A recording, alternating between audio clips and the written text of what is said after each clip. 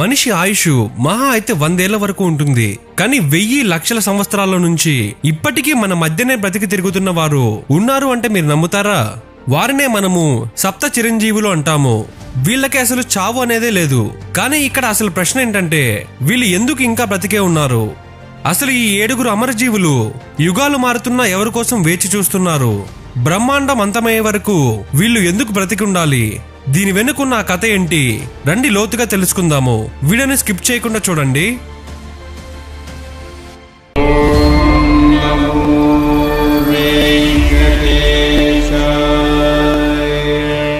ముందుగా అమరజీవులు అంటే జీవన మరణ చక్రాన్ని ఓడించి ఇప్పటికీ బ్రతికి ఉన్నవారు. అందుకే వీళ్ళని మనం అమరజీవులు అని పిలుస్తాము. ఇంత ప్రత్యేకంగా వీరి గురించి మాట్లాడుకుంటున్నాం. కానీ అసలు ఈ 7 అమరజీవులు ఎవరి కోసం బ్రతుకున్నారు? ఎందుకు బ్రతుకున్నారు?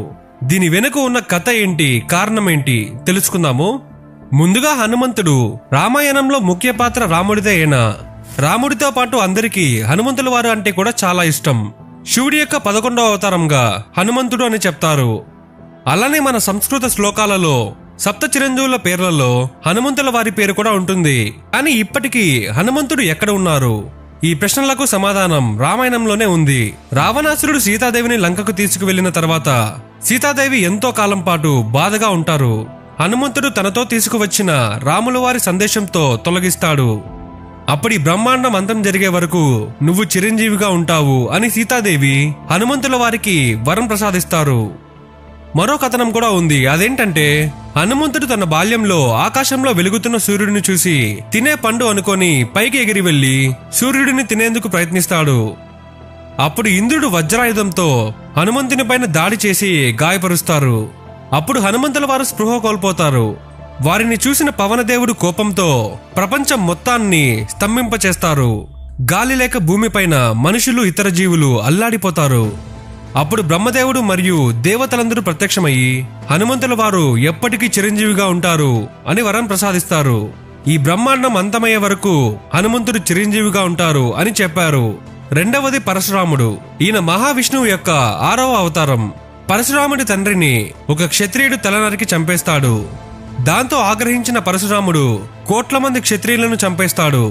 భీష్ముడు, ద్రోణాచార్యుడు మరియు కర్ణుడికి పరశురాముడే గురువు. కల్కి పురాణం ప్రకారం కలియుగం అంతంలో వచ్చే కల్కి అవతారంకి కూడా పరశురాముడే గురువు. అతనే అన్ని విద్యలను కల్కికి నేర్పిస్తాడు అని చెప్పారు. విష్ణుమూర్తి ఆఖరి అవతారమైన కల్కి కోసం వేచి చూస్తూ పరశురాముడు మహేంద్ర పర్వతం పైన తపస్సు చేసుకుంటూ ఉంటారని పురాణాలు చెబుతున్నాయి. మూడవది అశ్వత్థామ. ఈయన మహాభారతంలో ఒక ముఖ్యమైన పాత్ర. అశ్వత్థామ చాలా బలవంతుడు. పాండవులు మరియు కౌరవులకి గురువైన ద్రోణాచార్యుడు కొడుకే ఈ అశ్వత్థామ. పురాణాల ప్రకారం అశ్వత్థామ గొప్ప యోధుడు. 64 కళల్లో ఈయన ప్రాముఖ్యుడు. ఒకరోజు అశ్వత్థామ అర్జునుడి పైన బ్రహ్మాస్త్రాన్ని ప్రయోగిస్తాడు. శ్రీకృష్ణుడి సలహా మేరకు అర్జునుడు కూడా అశ్వత్థాముడి పైన బ్రహ్మాస్త్రం ప్రయోగిస్తాడు. ఈ 2 బ్రహ్మాస్త్రాలు ఒకదానికొకటి ఢీకొంటే బ్రహ్మాండం అంతా నాశనం అవుతుందని వ్యాస మహర్షి ప్రాధాయపడ్డారు. ఇద్దరికీ వారి బ్రహ్మాస్త్రాలను వెనక్కి తీసుకోమని చెప్తాడు. అలానే అర్జునుడు వారి బ్రహ్మాస్త్రంను తీసుకుంటారు. కానీ అశ్వత్థామకి బ్రహ్మాస్త్రాన్ని వెనక్కి తీసుకోవడం తెలియదు. ఇక బ్రహ్మాస్త్రానికి ఒక లక్ష్యం చూపించడం కోసం అర్జునుడి కోడలు అభిమన్యుడి భార్య ఉత్తర గర్భం మీదకి దాన్ని మలుస్తాడు. ఆమె కడుపులో ఉన్న శిశువు బ్రహ్మాస్త్రం కారణంగా గర్భంలోనే మరణిస్తాడు. అప్పుడు శ్రీకృష్ణుడు ఆ శిశువుని తిరిగి బ్రతికేలా చేస్తారు. దాంతో కోపంతో ఉన్న శ్రీకృష్ణుడు కలియుగం అంతమయ్యే వరకు కుష్టి రోగిలా రక్తం కారుతున్న గాయాలతో అడవుల్లో తిరుగుతూ బ్రతకమని అశ్వత్థాముడిని శపిస్తారు. ఒకనాడు 1192లో పృథ్వీరాజ్ చౌహాన్, మొహమ్మద్ గోరీల మధ్య యుద్ధం జరిగిన సమయంలో పృథ్వీరాజ్ అడవిలో గాయాలతో ఉన్న ఒక వృద్ధుని కలిశాడంట. ఆయుర్వేద వైద్యం తెలిసిన పృథ్వీరాజ్ అతని నుదుటిపైన ఉన్న గాయానికి 1 వారం రోజుల పాటు వైద్యం చేసినా ఆ గాయం మానకపోవడంతో నువ్వు అశ్వత్థామవే కదా అని అడిగారట. అప్పుడు అవును అని ఆ వృద్ధుడు అక్కడి నుంచి మాయమయ్యారట. 4వది విభీషణుడు. ఈయన లంకాధిపతి అయిన ఆ రావణాసురుడి తమ్ముడు. రావణాసురుడు సీతాదేవిని అపహరించి లంకకు తీసుకువెళ్తారు.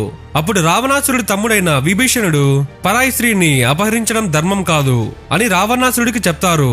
తనకు ఎదురు చెప్పాడని కోపంతో విభీషణుడిని రావణాసురుడు అవమానిస్తాడు.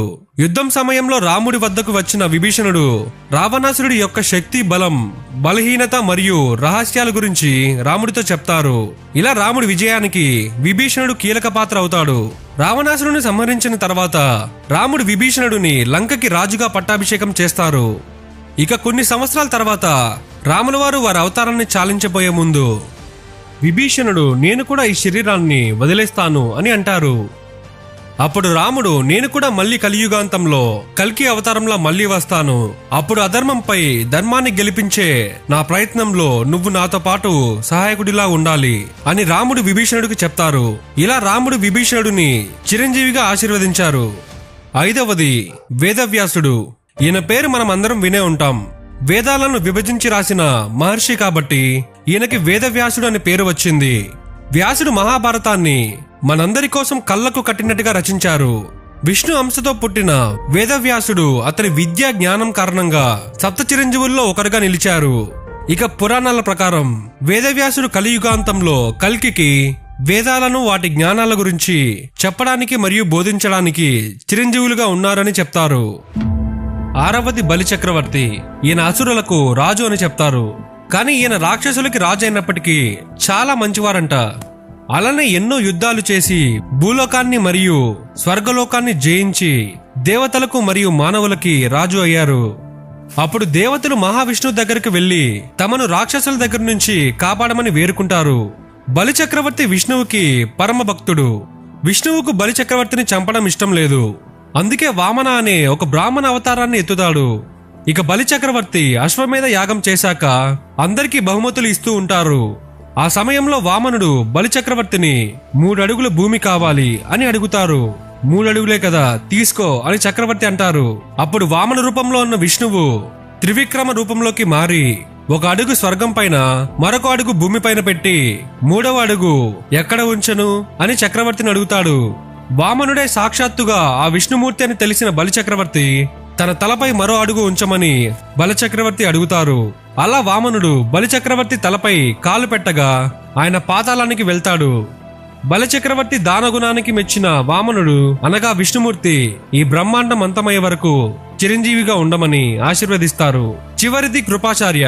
ఈయన కౌరవులకు మరియు పాండవులకు ఆది గురువు. ఈయనని కృప అని కూడా పిలుస్తారు. కృపాచార్యుడు మహాభారత యుద్ధంలో కౌరవుల తరపున కృపాచార్యుడు పోరాడతారు. ఇతను చాలా పెద్ద యోధుడు. ఒకేసారి 60,000 మంది సైన్యంతో యుద్ధం చేయగల సామర్థ్యుడు. మహాభారతం సమయంలో కౌరవుల తరపున యుద్ధం చేసి మిగిలిన 3లో ఈ కృపాచార్యులు ఒకరు. ఎలాంటి కష్ట పరిస్థితుల్లో కూడా సత్యం, ధర్మం మరియు నీతిని వదిలిపెట్టలేదు. అందుకే అతని నిష్టకు మెచ్చిన శ్రీకృష్ణుడు కృపాచార్యుడికి చిరంజీవత్వాన్ని ప్రసాదించారు. ఇది ఇప్పటికీ బ్రతుకున్న సప్త చిరంజీవుల కథ. ఈ వీడియో మీకు నచ్చిందని భావిస్తున్నాను. ఈ వీడియో మీకు నచ్చితే వీడియోని లైక్ చేసి వీడియోని హైప్ అయితే చేయండి, చాలా మందికి రీచ్ అవుతుంది. అలానే వీడియో ఎలా ఉందో, ఈ సప్త చిరంజీవుల్లో మీకు ఏ కథ నచ్చిందో ఒక కమెంట్ అయితే పెట్టండి. ఇలాంటి మరెన్నో వీడియోస్ కోసం మన యునైటెడ్ ఒరిజినల్స్ ఛానల్ ని సబ్స్క్రైబ్ చేయడం మాత్రం మర్చిపోకండి.